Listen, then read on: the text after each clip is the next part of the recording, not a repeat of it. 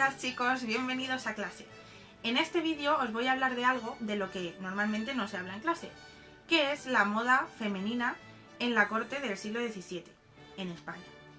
Si este vídeo os gusta y os interesa el tema y queréis saber cómo era la moda masculina o cómo era la moda de las clases populares, solo tenéis que dejarlo en comentarios y yo os haré otro vídeo para explicaros. Bueno, vamos a ello. Hay que tener en cuenta, antes de nada, que la ropa en el siglo XVII no tenía nada que ver con la ropa en la actualidad. En la actualidad nos ponemos un pantalón, una camiseta, un abrigo y nos vamos a la calle. Pero eso en el siglo XVII no tenía nada que ver. En el siglo XVII la gente se ponía capas y capas de ropa que debía ser bastante difícil moverse, la verdad. Así que vamos a explicarla una por una. La primera prenda que se ponían era la basquiña. La basquiña era una falda bastante ancha, aunque el ancho dependía de lo que llevasen debajo, que era de telas ricas como seda o terciopelo. Y encima de la basquiña llevaban el jubón. El jubón es una prenda parecida a un chaleco como los que llevan los hombres en los trajes en la actualidad. Podía ser cerrado hasta el cuello o escotado. Si era cerrado hasta el cuello, normalmente sobresalía por encima un cuello, que podía ser de lechuguilla o de balona. El cuello de balona es un cuello que cae así hacia abajo y es liso, es blanco y puede ser o corto más o menos hasta aquí o largo como casi hasta el hombro. Ahora vais a verlo en estas imágenes.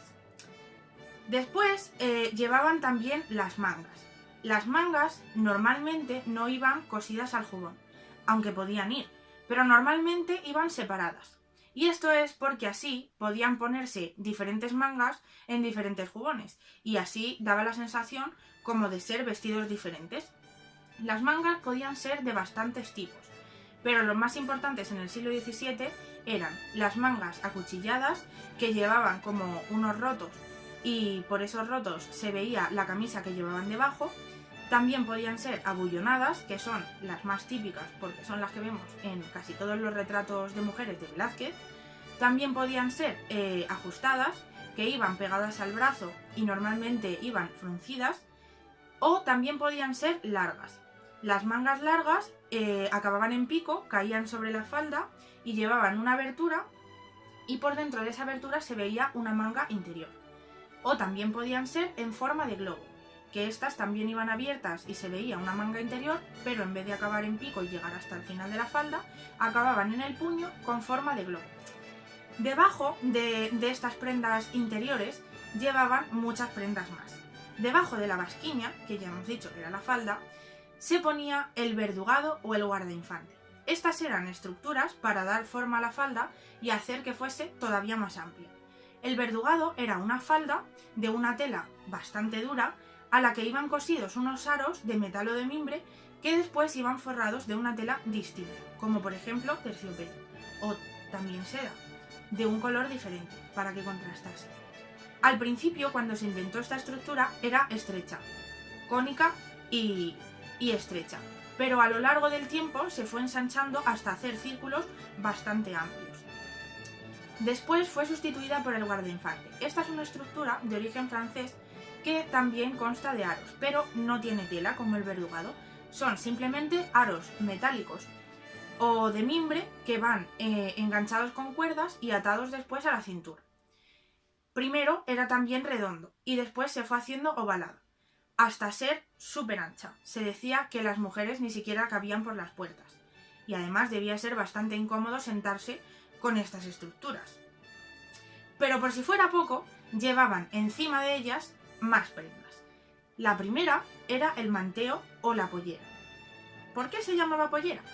Porque el guardainfante, como ya os he dicho, constaba de aros de metal o de mimbre. Entonces, si se le daba la vuelta, parecía una cesta en la que se ponían los huevos de gallina. Y por eso la falda que lo cubría se llamaba pollera o manteo. Estas faldas eran de una tela bastante gruesa que tenía que abrigar porque si no, en invierno pues pasaban frío. Entonces eran telas bastante gruesas. Cuando las mujeres estaban solas o con otras mujeres, pero en la intimidad, podían ponerse estas prendas y salir así. Pero a la calle nunca podían salir solo con esto, tenían que cubrirlo siempre con la basquiña. Debajo del manteo o de la pollera todavía había otra falda más, que eran las enaguas.